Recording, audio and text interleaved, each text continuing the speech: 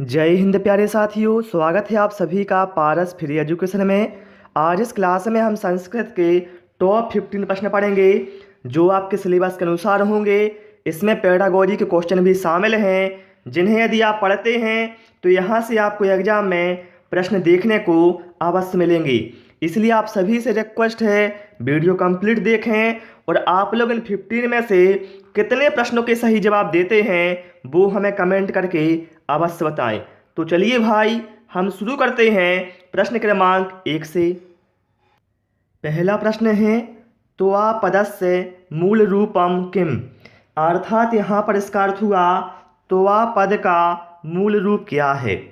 बताना है त्वा का मूल रूप क्या है, युष्मद, अस्मद, तद या फिर एतद। ये कई बार एग्जाम में पूछा गया प्रश्न है।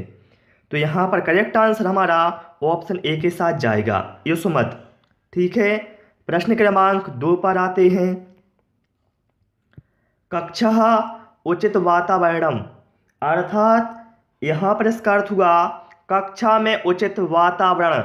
बताएं आप लोग कक्षा में उचित वातावरण क्या करता है। ऑप्शन ए में है पठने अवरोधम करोति, पढ़ने में अवरोधन करता है। नहीं भैया।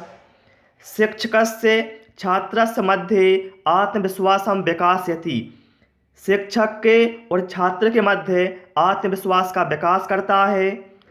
कल्पना शक्तिया विकासाय आवश्यकम नास्ति, कल्पना शक्ति के विकास के लिए आवश्यक नहीं है। भैया कल्पना शक्ति विकास के लिए तो आवश्यक होता है।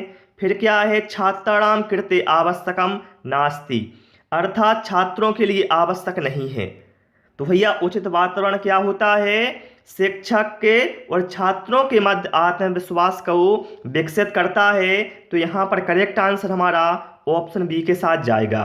ओके, और आप सभी से रिक्वेस्ट है मेरी, क्लास पसंद आए तो वीडियो को लाइक और शेयर अवश्य कर दें। प्रश्न क्रमांक 3, चतुर्मुखः एतस्य कः समासः, अर्थात यहाँ पर इसका अर्थ हुआ चतुर्मुख में, चतुर्मुख है इसमें कौन सा समास है। बताना है चतुर्मुख में कौन सा समास है। तत्पुरुषः, द्वंद्वः, कर्मधारयः, बहुव्रीहि। चतुर्मुख है मतलब 4 है मुख जिसके, अर्थात वो है हमारे ब्रह्मा जी। तो एक क्या है, तीसरे पद की ओर संकेत कर रहा है, इसलिए यहाँ पर हमारा करेक्ट आंसर ऑप्शन डी बहुव्रीहि समास हो जाएगा। प्रश्न क्रमांक 4, बालकानां मानसिकं स्तरं पर्याप्तं विकसितं न भवति, अर्थात यहाँ पर कहा गया है बालकों के मानसिक स्तर में पर्याप्त विकसित नहीं होता है। बताना है बालकों में मानसिक स्तर पर क्या पर्याप्त विकसित नहीं होता है। अमूर्त धारणा नाम ज्ञातुम, मतलब अमूर्त धारणाओं को जानना। मूर्त धारणा नाम ज्ञातुम, मूर्त धारणाओं को जानना। ए बी उभयो, मतलब ए और बी दोनों। या फिर उपर्युक्ते ना कोअपि, मतलब उपर्युक्त में से कोई नहीं। तो ध्यान रखना बालकों में मानसिक स्तर पर अमूर्त धारणा को जानना ये पर्याप्त रूप से विकसित नहीं होता है। यहाँ पर करेक्ट आंसर हमारा ऑप्शन ए के साथ जाएगा। अमूर्त का मतलब होता है अप्रत्यक्ष रूप से, मतलब जो आपके सामने नहीं है।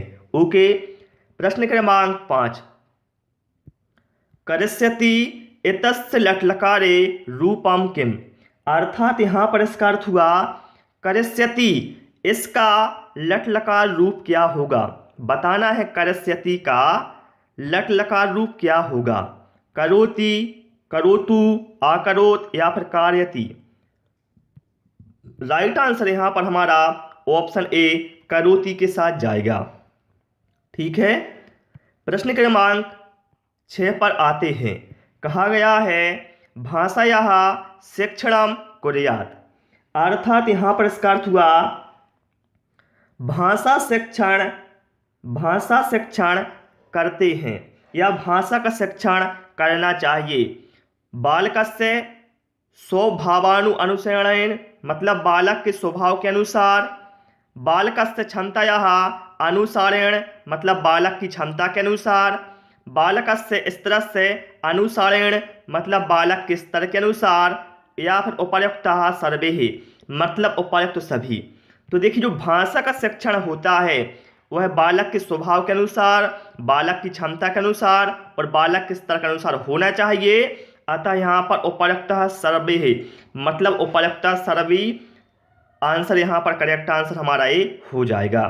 प्रश्न क्रमांक 7, पिक के शब्द से अर्थ का। यहाँ पर कहा गया है जो पिक है इस शब्द का अर्थ क्या है? पिक शब्द का अर्थ क्या है? कोकिला, टाकह, यहाँ पर टाकह है, ठीक है, लोकह या फिर कोकह। तो पिक शब्द का जो अर्थ है साथियों वो है हमारा कोकिला, मतलब कोयल।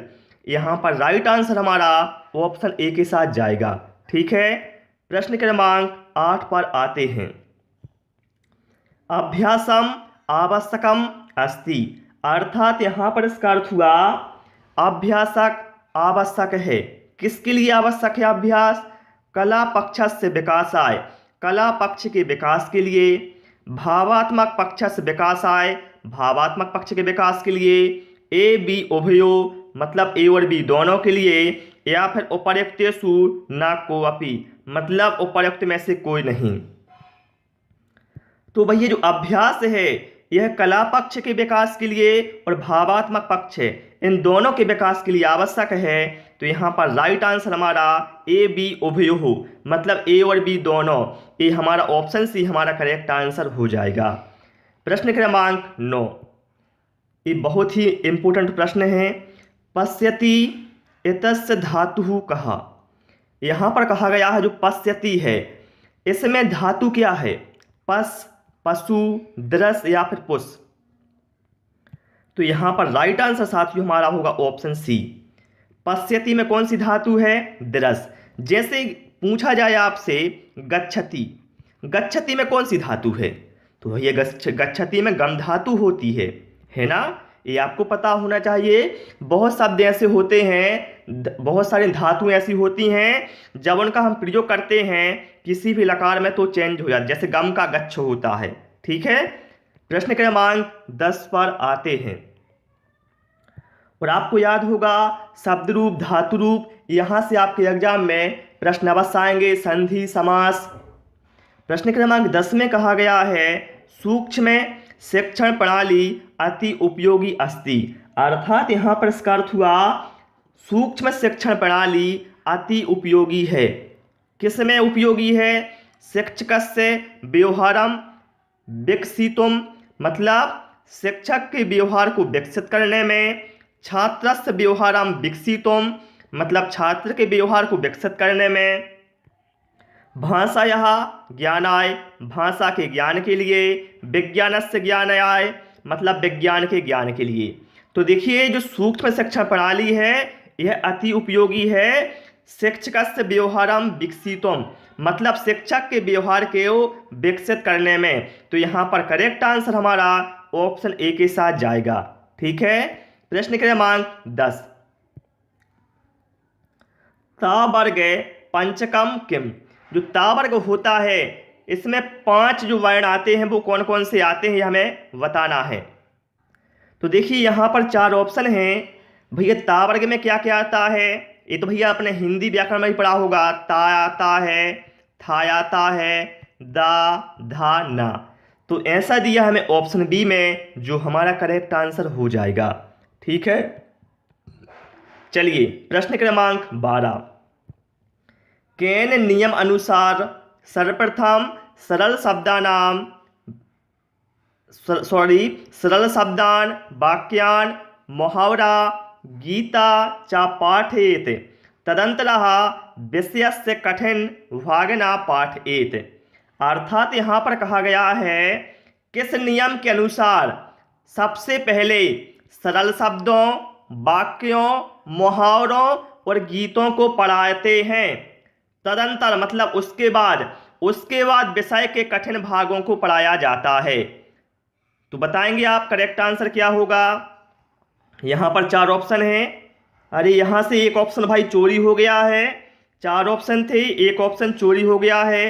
अरे कोई बात नहीं भैया, यहाँ मिल गया है। ऑप्शन फर्स्ट यहाँ पर है, ठीक है। ये वाला क्या है? विशेषात सामान्यम प्रति, मतलब विशेष से सामान्य की ओर। सरलतायाः काठिन्यम प्रति मतलब सरल से कठिन की ओर। ज्ञातम अज्ञातम प्रति ज्ञात से अज्ञात की ओर। विश्लेषणात् संश्लेषणम प्रति अर्थात विश्लेषण से संश्लेषण की ओर।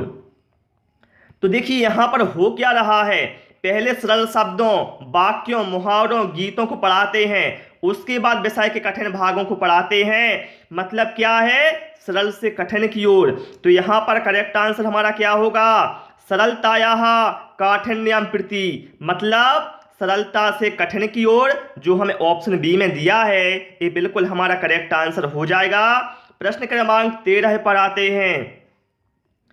ऋतुसंहार काव्यस्य कर्ता का, अर्थात जो ऋतुसंहार काव्य है इसके कर्ता कौन है, मतलब इसको रचना किसने की इसकी, कालिदासः। देखिए सभी में लिखा है कालिदास, लेकिन इसमें अशुद्धि है बहुत सारे वाक्यों में, तो बताना इसमें से करेक्ट क्या होगा। अब आपको पता होना चाहिए कालिदास कैसे लिखा जाता है भाई, इस तरह से लिखा जाता है। ठीक है, तो ऑप्शन डी सही होगा, कालिदासः। ऋतुसंहार काव्य के कर्ता कौन है, कालिदास। प्रश्न क्रमांक 14।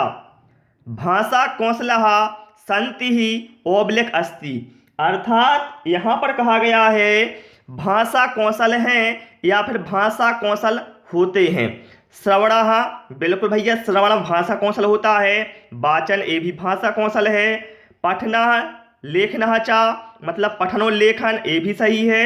तो भैया ये सभी होते हैं, इसलिए ऑप्शन डी में क्या है, एते सर्वः, एते सर्वहि मतलब यह सभी, तो यही अपना करेक्ट आंसर हो जाएगा ऑप्शन डी, ये सभी क्या है, भाषा कौशल होते हैं।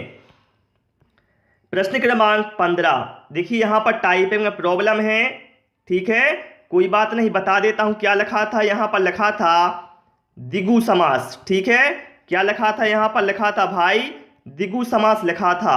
द्विगु समास युक्त शब्द है दूरादागतः त्रिभुवनम चंद्रशेखरः हरिहरऊ। देखिए द्विगु समास में होता क्या है, प्रथम पद संख्यावाचक होता है, जैसे चौराहा, तिराहा, ठीक है, पंचवटी। तो यहाँ पर देखिए ऑप्शन बी में क्या है, त्रिभुवनम मतलब क्या है, यहाँ पर प्रथम पद क्या है, संख्यावाचक, इसलिए यहाँ पर द्विगु समास हमारा सही आंसर हो जाएगा। ठीक है साथियों, तो इस क्लास में केवल हमने 15 प्रश्न इंक्लूड किए थे, जो कि मैंने आपको व्याख्या सह समझा दिए हैं। क्लास कैसी लगी आपको और आपने 15 में से कितने प्रश्नों के सही जवाब दिए हैं वो हमें कमेंट करके अवश्य बताएं। क्लास पसंद आई हो सभी से रिक्वेस्ट है वीडियो को लाइक और शेयर करें, और यदि आप नए हैं तो चैनल को सब्सक्राइब करें। Thanks for watching this video.